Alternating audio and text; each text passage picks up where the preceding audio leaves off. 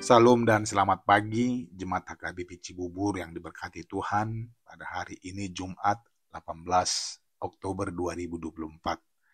Sebelum kita menjalani satu hari ini, marilah kita terlebih dahulu diperdengarkan dengan firman Tuhan yang akan menyemangati kita untuk menjalani satu hari ini agar setiap apa yang kita harapkan dan kita lakukan, kerjakan dalam satu hari ini diberkati Tuhan dan tidak ada masalah kita jalani dalam satu hari ini.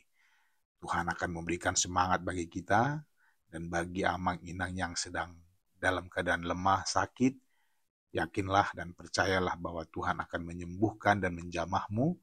Dia akan meringankan badanmu sehingga Tuhan yang kita percayai itu selalu memberikan kekuatan bagimu.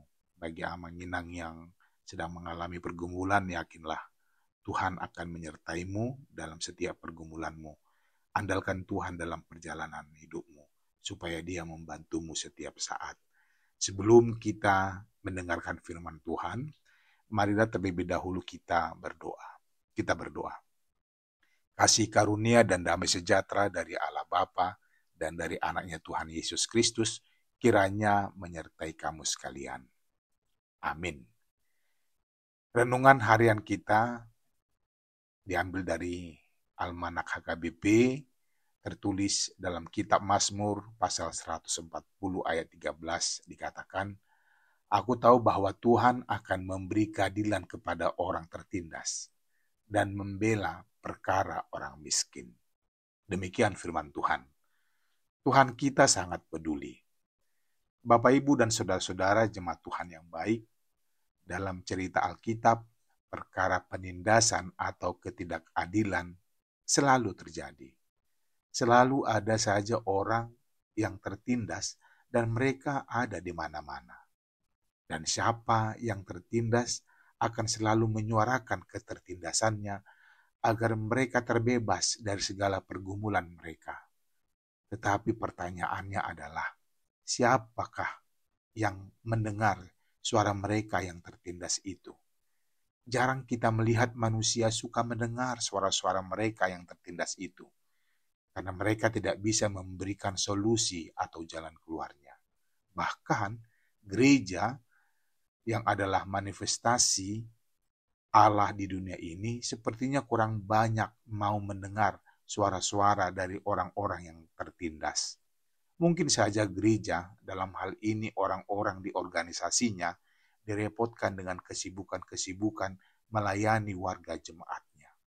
Dan yang paling sering mendengar suara-suara orang yang tertindas itu adalah lembaga-lembaga swadaya masyarakat yang sering disebut LSM.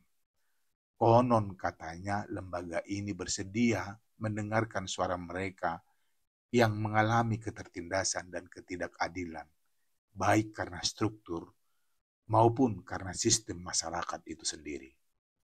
Jemaat Kristus yang baik, ketertindasan dan ketidakadilan itu juga dialami oleh sang pemazmur. Dia mengalami tekanan dan ancaman. Itu sebabnya ia pernah bersembunyi dari kejaran Raja Saul. Tapi pemazmur, dalam hal ini Daud, akhirnya menemukan bagaimana cara mengatasinya. Dalam situasi yang demikian, dia mengambil jalan dengan berdoa dan memohon kepada Tuhan. Dalam nats hari ini kita belajar bahwa pendengar setia dari segala ketertindasan dan ketidakadilan adalah Tuhan. Dia bersedia mendengarkan semua seruan orang-orang yang tertindas dan ketidakadilan. Ketika ada orang yang hidup dalam ketertindasan dan ketidakadilan, berserulah, sampaikan pergumulanmu kepada Tuhan. Dia akan mendengarkannya. Tuhan pasti memberikan keadilan dan kebebasan bagi mereka yang tertindas. Jikalau saat ini kita sedang tertindas dalam bentuk apapun, seperti dianiaya, dicemooh, dan lain sebagainya, jangan pernah menganggap hal tersebut sebagai suatu kerugian.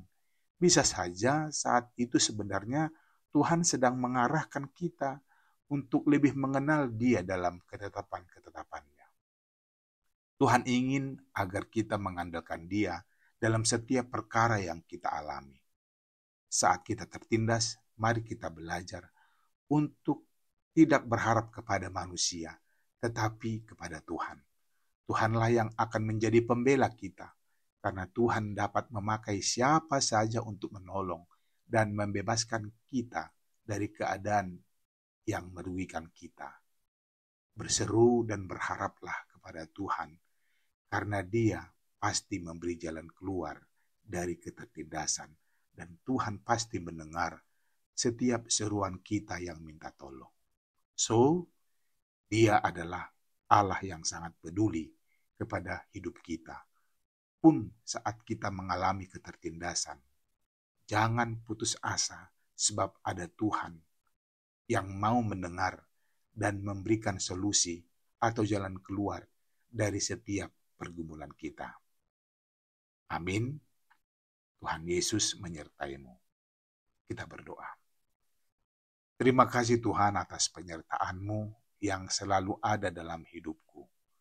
Engkau sungguh baik, memperlengkapi segala sesuatu kebutuhan-kebutuhanku. Engkau selalu mencukupkanku dan memberi apa yang aku perlukan. Ya Bapa, ajari aku untuk memakai hikmat-Mu dalam sikap dan perbuatanku. Ingatkan aku jika aku sering lupa untuk mensyukuri pemberian-Mu. Amin. Selamat beraktivitas, Amanginang. Horas.